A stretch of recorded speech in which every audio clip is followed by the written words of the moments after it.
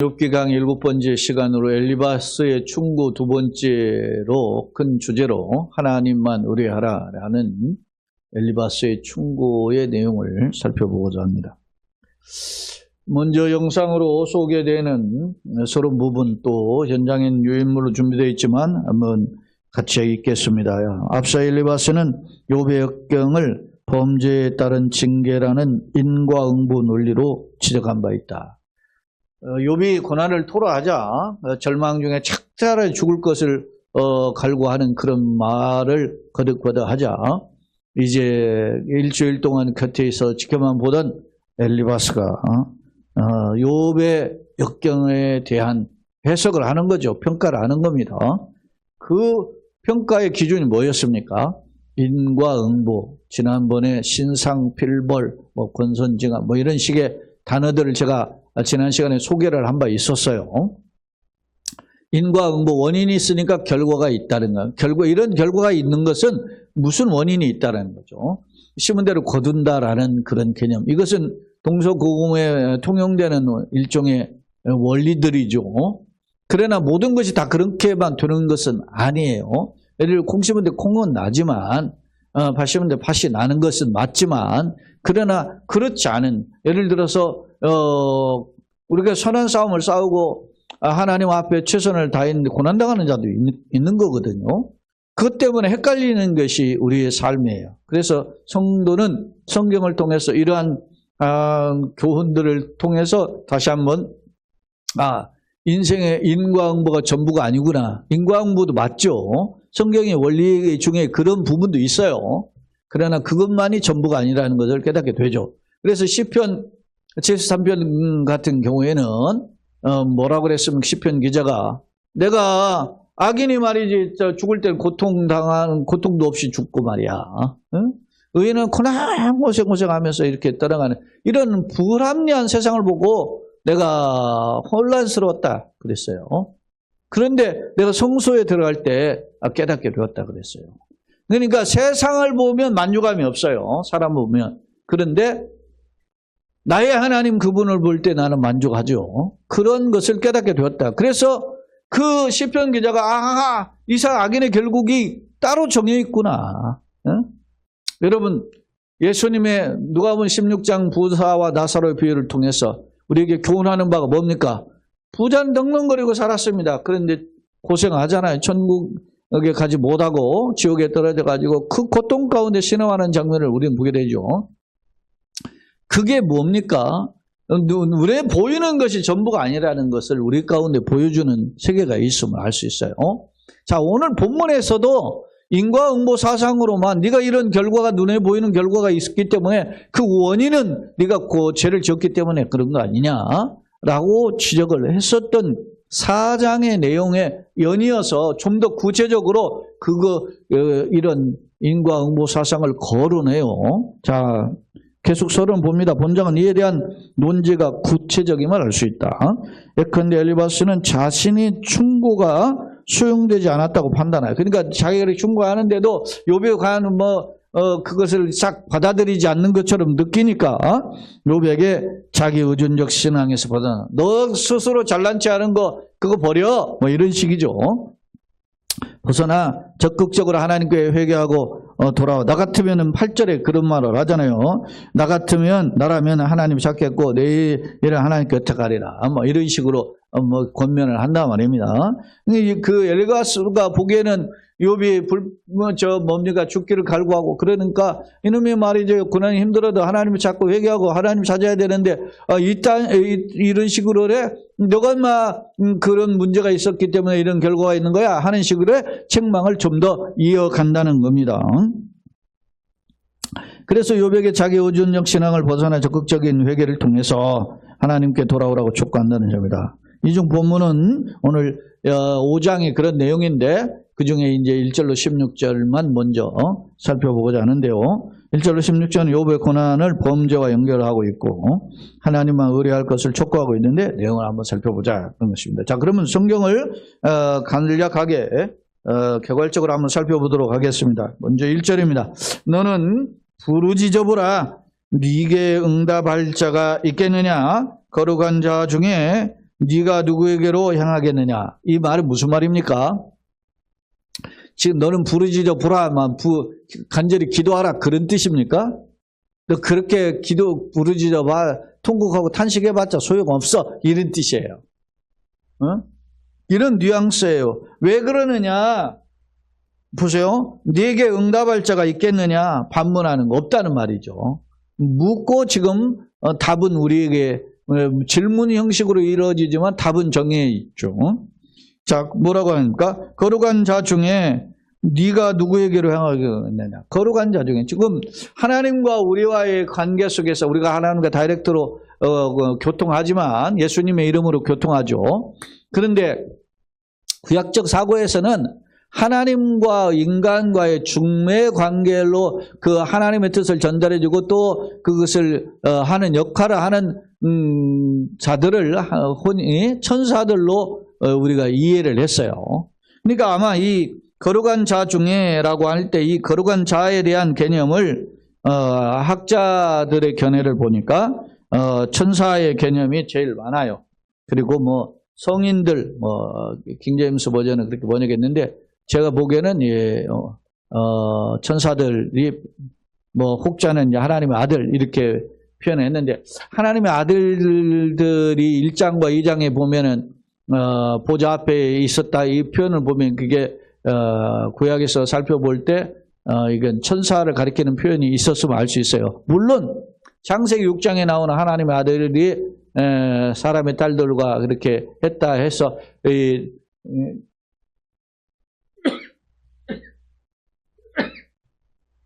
죄송합니다. 그때 그 표현은 그때 하나님의 아들들은 천사가 아니고 천사라고 주장하는 학설도 있지만 천사가 아니고 우리 칼빈주의나 이 전통적인 교회사에서 해석은 경건한 셈의 후손들이다 이렇게 해석을 해요. 자, 이야기가 다른 각도라는 다 조합보면 거룩한 자는 천사들. 너 천사들 여러 있는데 어느 천사한테 가가지고 네 하소연을 할 수 있겠느냐? 들어줄 수 없다 이거야.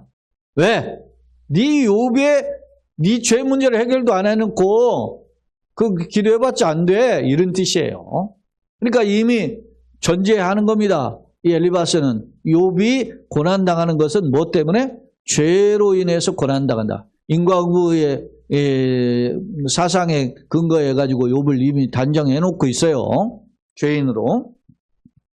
자, 2절 분노가 미련한 자를 죽이고 시기가 어리석은 자를 멸하느니라. 2절에서 욥을 가리켜 여기 뭐라고 표현해? 미련한 자를 또 어리석은 자라고 했어요. 그러니까 욥을 가리켜서 엘리바스는 너 미련한 놈이야 어리석은 자로 각각 비유해서 책망을 하고 있는 장면을 살펴볼 수 있습니다. 그러니까 분노가 하나님의 진노가 그냥 미련한 자를 죽이고 시기가 어린 자를 멸한다 이런 것입니다. 네가 잘못해가지고 결국 이렇게 된 거야. 예? 이런 표현입니다. 뒤에 자성자박의 표현과 같은 것이 있는데 그런 표현이 네가 심은 대로 거두는 것이다 이런 지적을 하고 있어요. 자, 5장 3절 내가 미련한 자가 뿌리 내리는 것을 보고 그의 집을 당장에 저주하였노라 그랬어요. 자, 엘리바스가 과거에 악인이 말이죠.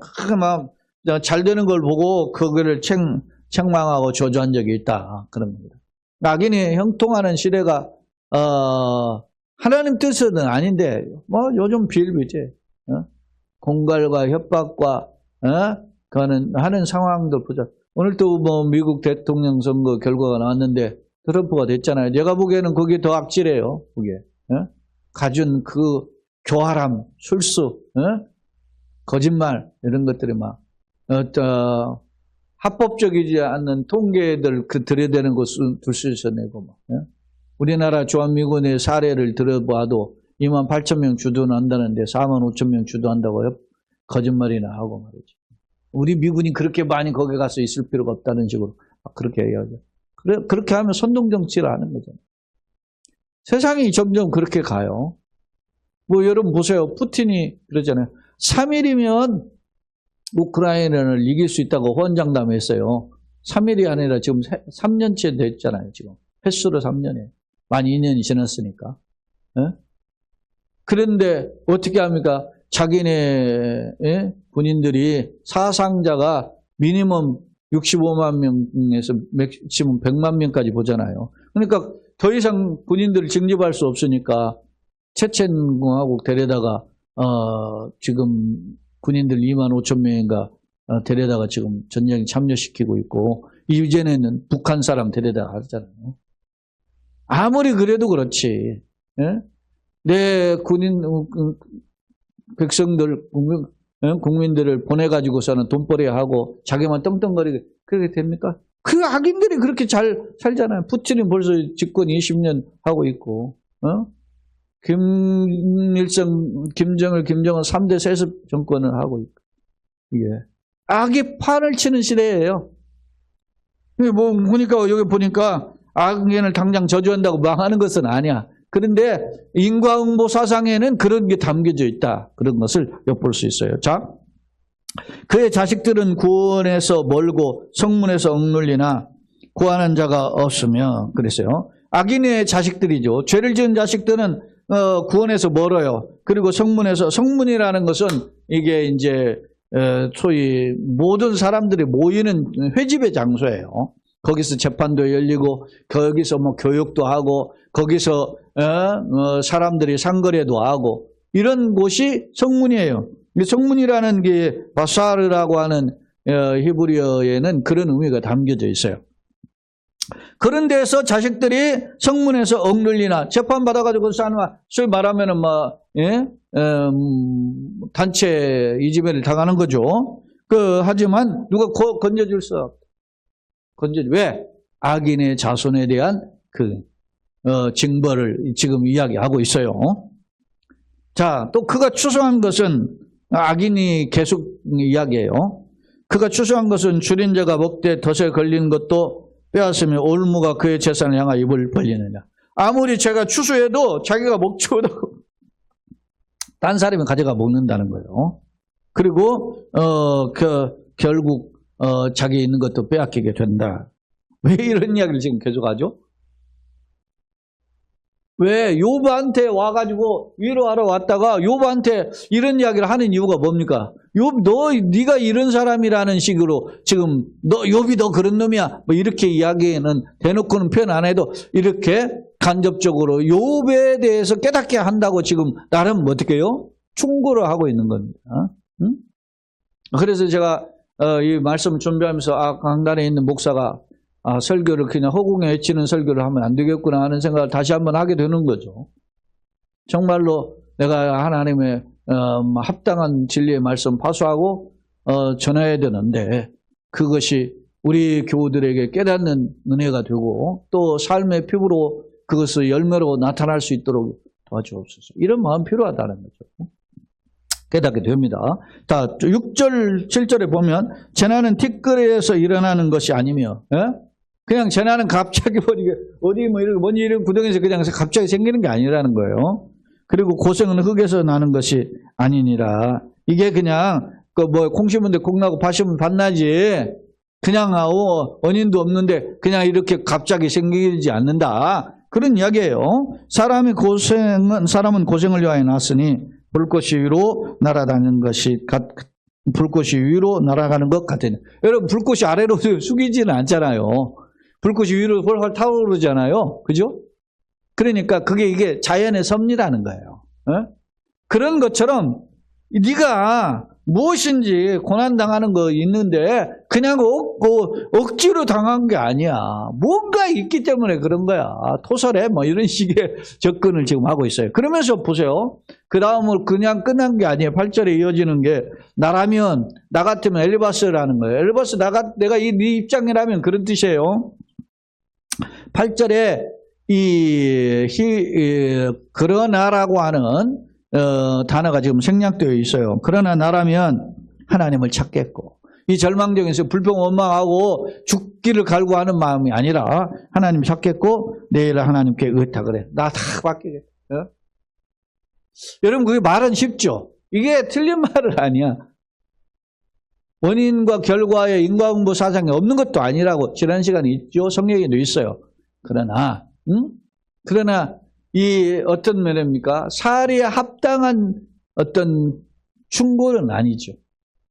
욥이 지금 고난 당해서 이런 책망을 들을 만한 그런 상황 아니잖아요.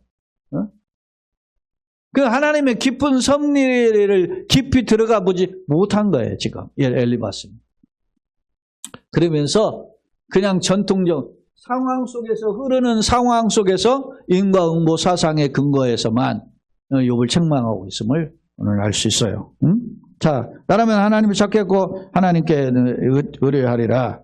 그 다음에 하나님은 헤아릴 수 없이, 이게 9절이 매우 중요한 말씀인데, 그 헤아릴 수 없이 큰 일을 행하시며 기이한 일을 셀 수 없이 행하시나니. 그러니까 하나님은 이사야 55장에서 내 길은 너희 길과 다르고 하늘이 땅보다 높은 건 내 길은 너희 길과 다르다 그러잖아요. 내 생각 너희 길과 다르다 그러잖아요. 그렇게 하나님 놀라운 섭리가 있다. 이거 누구도 안다는 거예요, 지금? 엘리바스도 알아요. 그러나 하나님의 섭리를 그렇게 안다는 놈이 욥에 대해서는 어떻게 해요? 딱 단언해서 잘라가지고 여겨요. 예전에 우리 동교 목사님, 제가 신학교 때 이야기인데 한 벌써 30몇 년 전 이야기인데, 아니 말이야, 운동화를 이렇게 소위 뒤꿈치를 깨물어서 이렇게 신었어요. 그러니까 예전에 저희 어렸을 때는 그런 신발을 깨물어 신으면 누가 그랬어요? 좀 속된 말로 껄렁껄렁. 예? 그런 아이들이 그렇게 했기 때문에 그렇게 하지 않는 것이 어떤 상식이에요. 좀 바른 학생들은 그렇게 않는. 근데 내가 그랬죠. 아니, 왜 신발을 그렇게 깨물어 신었어요? 그랬더니 그런 이야기를 언급하더라고. 겉으로만 보고 그런 뉘앙스로 물으면 안 돼. 그렇게 동기 전도사님 그때 발뒤꿈치에 그러니까 까져가지고 거기에 신발을 신으면 거기에 닿으니까 막 잘 다니고 어쩔 수 없이 그거 신은 거예요. 그러니까 그 상태, 아니 어디 발뒤꿈치 다쳤어요? 이렇게 물어보는 것이 사실은 지혜죠. 그런데 왜 그렇게 신고 다녀? 이렇게 물어보는 것보다는, 그러니까 우리가 이 구절은 맞아요. 하나님은 헤아릴 수 없죠. 헤아릴 수 없이 큰 일을 행하시고 기이한 일을 셀 수 없이 행하시는 분이잖아요. 그걸 아는 사람이, 욥이 이렇게 자기가 보기에도 그동안 보았던 친구가 그렇게 하나님 앞에 참 온전하게 살았는데 이렇게 당했다면 뭘까라고 생각을 먼저 했어야 되는데 그냥 상식적이고 보통 내려오는 인과응보 사상에 의해서 욥을 정죄하고 말았던 거죠. 그러니까 어떤 면에서 구절은 이론은 맞는 이론인데 그 이론에 따라서 욥을 헤아리지를 못한 거죠. 자, 그러면 그 하나님 어떻게 비를 땅에 내리시고 물을 밭에 보내시며 이 자연현상의 모든 것을 경영하시는 분이 하나님이다라는 걸 이야기하고 있잖아요. 그죠? 그리고 낮은 자를 높이 드시고 애곡하는 자를 일으켜서 구원에 이르게 하시다. 하나님이 이렇게 하시죠. 그러잖아요. 통곡하고 힘든 자를 구원해 주시는 분이니까 나 같으면 나는 이렇게 하나님께 매달리겠다. 이런 식이거든요. 이게. 그렇게 하시느니라. 또 반대로 하나님은 교활한 자의 계교를 꺾으사, 교활한 자 악인을 아주 그냥 그 잔머리 굴리는 걸 꺾어버리시고 그들의 손이 성공하지 못하게 하시거든요. 지혜로운 자가 자기 계략에 빠지게 하고, 자기 잘난 체하고 혼자 자기만을 하는 사람은 자승자박이잖아요. 제가 앞서 자승자박 언급한 표현이 여기 나오죠. 자기 계략에 빠지게 하시며 강고한 자의 계략을 무너뜨시리니. 자기가 자기께는 사탄이 예수님을 십자가에 못 박으면서 죽임으로 자기가 하나님 아들을 죽였으니까 승리했다고 생각한 거예요. 그러나 하나님은 그 십자가의 자리에 우리의 모든 인류의 죄를 다 씻는 자리로 하나님은 역사하셨다는 말이에요.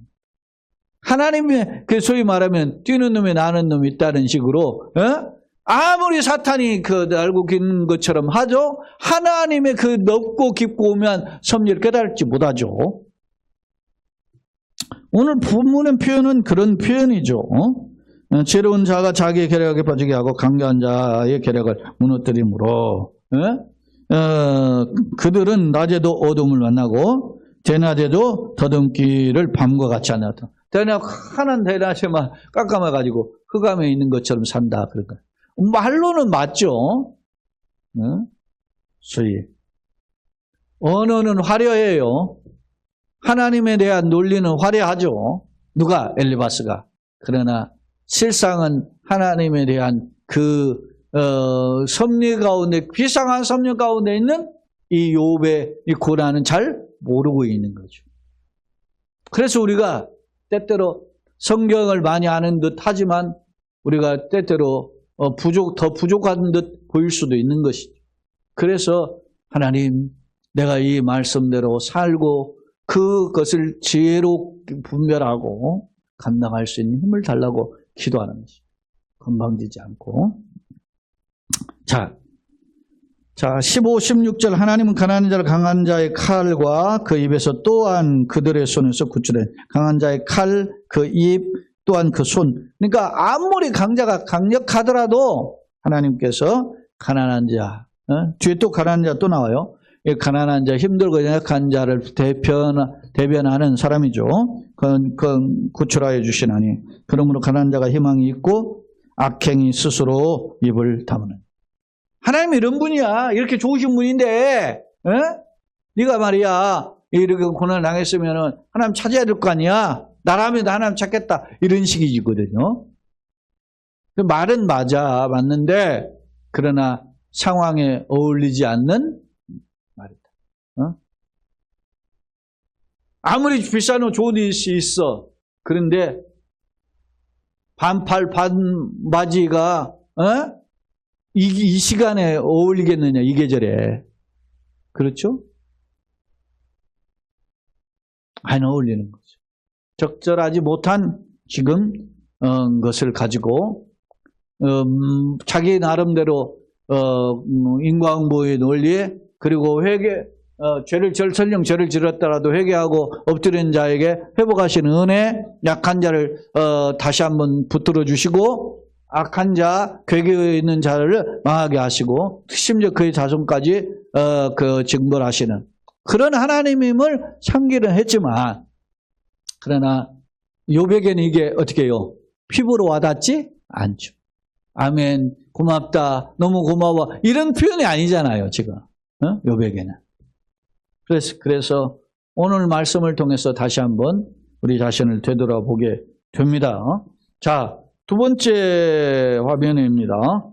본문의 내용을 정리한 내용인데요. 두 단락으로 분류해봤어요. 1절로 7절 그리고 8절로 16절. 1절로 7절은 인과응보에 근거해서 욥의 고난이 역시 어떤 원인이 있었기 때문에 이 고난이 있는 게 아니냐. 그 원인은 뭐냐 그러면 죄라는 것에 근거를 둬서 욥의 고난은 죄에 대한 징계다, 이렇게 설명을 지금 강조를 해요. 자, 1절에 엘리바스는 욥에게 거룩한 자에게 부르짖어 응답할 자가 없을 것임을. 그러니까 그러건 이제 천사를 통해서 호소해서 하나님께 날 좀 알아주세요, 뭐 이렇게 지금 해도 네 기도는 듣지 않는다. 왜? 악인이기 때문에, 네 잘못 때문에 당한 건데. 그렇잖아요. 매를 맞아야 될 상황인데 그냥 막 아니다고 나는 잘못 없다고 이렇게 버팅기면 안 된다, 이런 식이 논리거든. 그런 건데. 앞서 성문은 바사르라고 하는 단어는 회합입니다. 회합과 재판. 그러니까 군중이 모이는 회집의 장소, 그리고 재판의 장소, 그리고 상거래도 하고, 그리고 아이들 또 국민들을 교육하는 그런 교육의 자리로 성문에서 모여서 그랬어요. 우리가 잘 알죠. 에스라가 성전 모였을 때 어떻게 합니까? 성경책을 보니까 막 사람들이 다 일어나서 수문학 광장 앞에 모였던 사람들이 막 일어나가지고 새벽부터 정오까지, 그러니까 6시간 넘게 그냥 일어서서 그 말씀을 듣잖아요. 그게 이게 수문학 광장에 성문 앞에서 모여서 이렇게 하는. 그 다음에 이제 8절로 16절입니다. 엘리바스는 욥의 고난의 해결책으로 회개하고 하나님 의뢰할 걸 축구해요. 나라면 그렇게 했다 하겠다 아까 하잖아요. 어떻게 이렇게 하나님은 악인은 징계하고 가난한 자 힘든 자를 구출하시는 것처럼 나 같으면 그런 하나님 바라보겠다 이런 거예요. 자, 그래서 그 내용 특히 이제 9절은 하나님의 섭리를 가리키는 표현이다. 그래서 신적 섭리의 불가해성, 하나님의 섭리를 다 이해하지 못한다 그런 뜻이에요. 그것을 설명해. 그러니까 그런 또 다른 섭리가 있었지 않겠는가 생각하고 지가 그렇게 말한 대로 욥의 상황을 이해해 줄 수 있었어야 되는데 엘리바스는 그렇게 표현하면서 오히려 그걸 깨닫지 못하는 그런 모습을 보여줘요. 그 다음에 이제 14절은 12, 13절의 결론인데 악인은 하나님의 진노로 어둠을 만나게 될 것이다. 그렇게 표현하고 15, 16절에서 하나님 가난한 자를 억압한 악인의 괴를 건져주시는 분이기 때문에 너도 엎드려라. 이렇게 이야기를 하고 있습니다. 세 번째 아멘입니다. 자, 그러면 엘리바스 충고에 대해서 모순점은 어떤 것인가? 앞서 제가 설명을 했는데 정리해 보았습니다.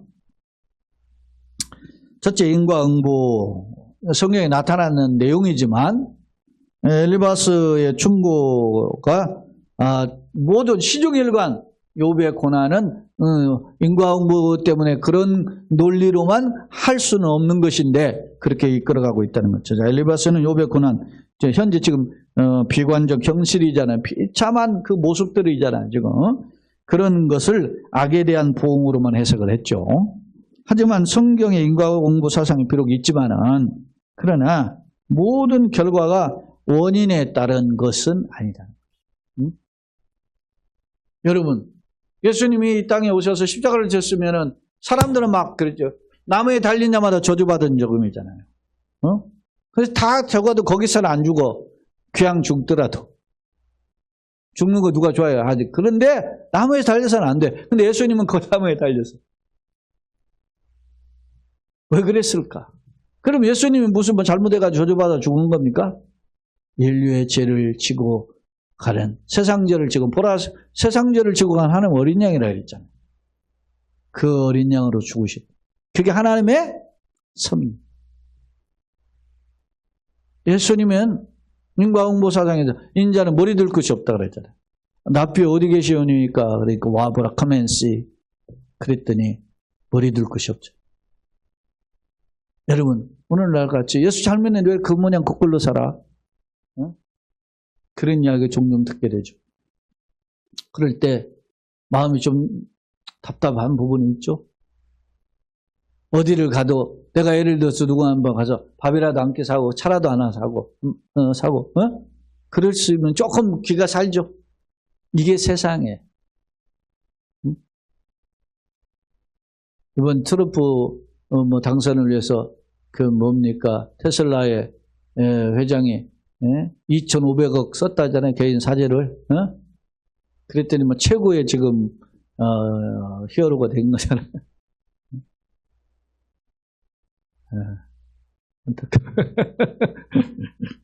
세상은 그런 논리야.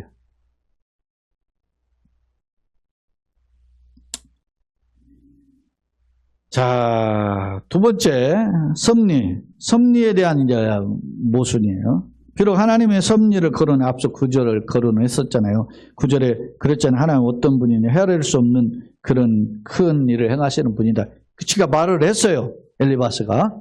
그렇게 말을 해놓고 공의에 따른 징계라고만 계속 욥을 막 소위 말하면 책망하고 회개하라고 촉구하는 모습은 어떻게 해요? 하나님의 자연승계의 섭리를 통해서 그렇게 역사도 하시죠. 그러나 하나님의 측량할 수 없는 부분 그것은 간과하고 놓치고 있는 거죠. 지금 하나님은 누구를 지금 내놓은 거예요? 욥을 사탄 앞에 가장 하나님의 떳떳한 인물로 내놓은 게 누구예요? 욥이야. 사랑하는 여러분, 하나님 나를 세상 앞에 가장 떳떳한 인물로 내놓고 싶어 하진 않겠나 하는 생각. 여러분이 애매히 고난당하고 때로는 힘든 길을 걸을 때 그런 생각 한 번쯤 해보셨어요? 하나님, 내가 이 어려운 길을 걸어가는데 내가 감당할 수 있는 힘을 주세요. 지치고 힘들어서 혼자 걸어가는데 네? 힘을 주세요. 제가 어제 유튜브를 보니까 노인이 되면 외롭다 그래. 다 60대면 다 외롭다. 왜냐하면 친구를 멀리하는데 왜? 자기 스스로 알아서 멀리한다. 근데 내가 보니까 내가 그렇더라고. 왜냐? 나하고 어울리고 그렇지 못할 같은 동기고 뭐래죠. 그런 거리감이 있다고 생각이 되면 멀리하게 되더라고. 내 스스로. 노예도. 회도 내가 잘 안 가잖아. 시차례도 안 가고. 잘. 네? 왜 그랬나? 사람이 외로우면 혼자 누군가 친구를 만들려고 싶어 하잖아요. 근데 그렇지 않는다는 거야. 왜 그럴까? 그래서 제가 글을 계속 들어봤더니 그런 논리. 그렇구나. 자, 여러분. 나를 하나님이 바라보고 계십니다. 나를 통해서 하나님이 그 깊은 대화를 하고 오기를 원하신다라고 하는 것에 우리가 하나님 앞에 먼저 감사하고 주님 나를 붙들어 주세요. 이런 기도가 필요하겠군요. 다시 깨닫게 되죠. 자 보세요. 섭님 자연계를 언급하는 셈이라는 부분 간과하고 있다. 그 다음에 공의. 하나님 공의로는 하나님이시죠. 그죠? 공의를 언급해요. 네가 잘못했으니까 하나님의 공의를 징계하진. 악에는 좀 괴계에 있지만 그냥 다 하고 그의 자녀까지도 징계하고 건져내지 못해요. 가난한 자 도저히. 공의로는 하나님이에요. 그런데 뭘 놓쳐요? 은혜와 사랑이 무한하신 분임을 놓칩니다. 여러분 하나님이 심판하시고 공의에 따라 심판하셔요. 그러나 그를 심판하시고 외면하지 않고 어떻게 해요? 하나님 독생자를 주시기까지 사랑하세요. 그러니까 공의보다 사랑이 더 크신 하나님이에요. 지난번에도 계속 주일로 수요일도 이야기하는 헤세드라는 단어를 이야기하죠. 인자와 긍휼이 크시사. 예? 시편에서도 다윗의 고백을 시편 149편을 제가 소개했고 요엘서도 이야기하고 호세아도 이야기하고 뭡니까? 다 성경들을 제가 인용한 표현들을 소개했었잖아요. 요나서도 이야기했고. 하나님은 그래 구약에서 언약적 사랑, 헤세드라는 단어를 제가 소개한 바 있습니다. 교훈, 정렬해 보면 엘리바스는 하나만 알고 둘을 모르는 거지. 그러니까 엘리바스의 충고에는 실수투성이 인간의 연약함에 대한 해법이 부족하다. 조금 더 하나님이 이런 속에 섭리가 있었을까 하고 이해하려고 하는 그렇게 하려고 왔는데 일주일간 같이 있었지만 정말 궁극적으로 거기까지 가지를 못하는 아쉬움이 있다면 불의가 정당화될 수는 없지만 인과응보사상 그거 외면할 수 없어요. 그렇지만 고난을 악의 결과로만 해석하는 모든 것이 고난은 모든 악이라 이렇게 이야기해서는 안 된다라는 잘못된 접근이라는 것을 이 엘리바스는 놓치고 있었다라는 것입니다. 결론입니다. 본문에서 엘리바스는 자신의 경험에 근거하여 고난의 문제를 논증하죠. 그래서 인과응보의 사상으로 정리해요. 그분과 동시에 이제 8절 16절에서는 하나님의 통치 원리, 공의에 따라서 하나님 악에는 징벌하시는 분이다. 그러니까 너가 회개하고 또 회개하라. 이런 논리잖아요. 근거로 욥에게 충고합니다. 그런데 하나님은 악에는 벌하고 의인은 구원하심을 강조한다. 문제는 이런 논리에 따라 욥의 고난 또한 징계로 보아 죄인으로 정죄한다는 거예요. 욥이 당하는 고난이 악인에 대한 공의 하나님의 징계하심으로 섣부른 판단을 한 거죠. 그래서 너는 죄인이야. 이런 식의 논리입니다. 물론 틀린 논리는 아니에요. 이게 공의로우신 하나님 이런 말이 잘못됐다는 말은 아니에요. 그러나 하지만 하나님은 크신 사랑을 놓치고 있다. 인류의 구원을 위해 독생자를 주신 하나님 사랑과 동시에 욥의 고난이 비상한 섭리 중에 벌어진 사건입니다. 예? 하나님과 소위 사탄과의 내기 속에서 벌어진 그런 사건. 그러니 하나님이 그를 누구보다도 지금 욥을 지켜보고 계시는 거죠. 외면하지 아니하시고 그걸 놓치고 있다. 사랑하는 여러분, 하나님 살아계십니다. 하나님 나를 지켜보고 계십니다. 힘들죠? 육신적인. 얼마나 힘들까? 나 같으면 어떨까? 이런 생각을 할 때가 있어요. 사랑하는 여러분, 힘들죠? 물질적으로 힘들죠? 그냥 어떡할까? 여러분, 용기를 내십시오. 자기의 주머니를 털어서 헌금하고 봉사하고 하려면 쉽습니까? 결코 어려워. 그런 하나님, 그런 삶을 주님이 기억하시죠. 지치고 힘들 때 하나님 바라보는 여러분들을 주님께서 기억하실 줄로 믿습니다. 바라기는 날씨가 추워지니까 움츠러들죠? 제가 손들게 잡죠. 쌀쌀하니까. 아침 제가 지금 우리 강단에 올라오면서 우리 예배당의 온도를 보니까 오늘 새벽기도 온도 똑같아요, 지금. 내일은 더 떨어지겠죠. 벌써 오늘 저녁에 기온이 어제보다 훨씬 떨어졌어요. 인간입니다. 우리 연약합니다. 그러나 주님 아십니다. 주님 우리 자신과 가정과 자녀손들, 특히 연약한 환우들, 그리고 소망하는 제목들의 주님의 비상한 간섭하심과 개입으로 은혜의 열매로 응답되기를 예수님의 이름으로 거듭거듭 축원합니다. 아멘.